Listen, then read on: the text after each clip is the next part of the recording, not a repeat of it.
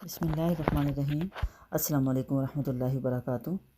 Last video میں ذکر ہوا تھا سجین کے بارے میں، یہ کیا ہے اور کہاں ہے۔ سورہ مطففین میں اب ذکر ہے علیین کا۔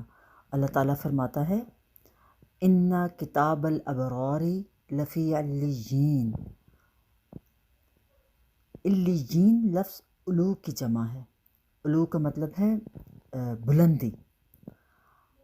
حضرت براء بن عازم کی حدیث ہے کہ رسول اللہ صلی اللہ علیہ وسلم نے فرمایا کہ سجین 7ویں زمین کے نچلے طبقہ میں ہے اور علیین 7ویں آسمان میں عرش کے نیچے ہے۔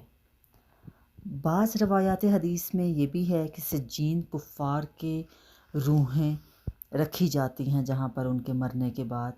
سجین وہ جگہ ہے اور علیین وہ جگہ ہے جہاں مومنین کی روحیں ان کے مرنے کے بعد رکھی جاتی ہیں۔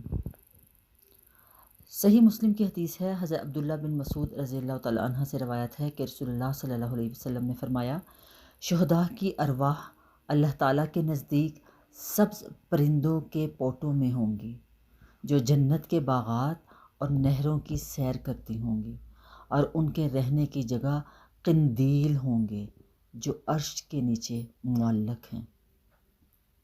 یہ دیکھیں، یہ علیین جہاں پر مومنین موت کے بعد ان کی ارواح کو رکھا جائے گا۔ اس حدیث سے ثابت ہے کہ اللہ تعالیٰ کے نزدیک سبز پرندوں کے پوٹوں میں ہوں گی اور جنت کے باغات کی نہروں کی سیر کرتی ہوں گی، اور ان کے رہنے کی جگہ قندیل ہوں گے جو عرش کے نیچے معلق ہیں۔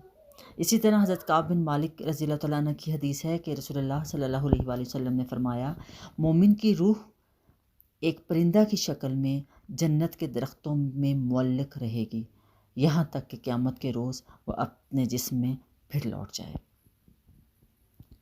اس سے معلوم ہوا کہ سجین کفار کی ارواح کا مسکن اور علیین مومنین کی ارواح کا مسکن ہے۔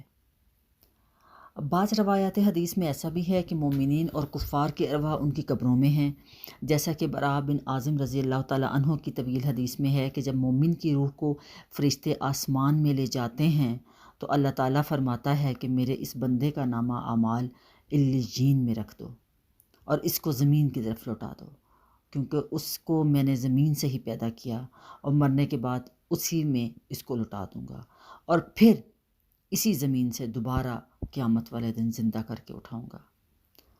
قبر میں مومن کو جنت کا سکون ملتا ہے اور ایک کافر کو دوزخ کا۔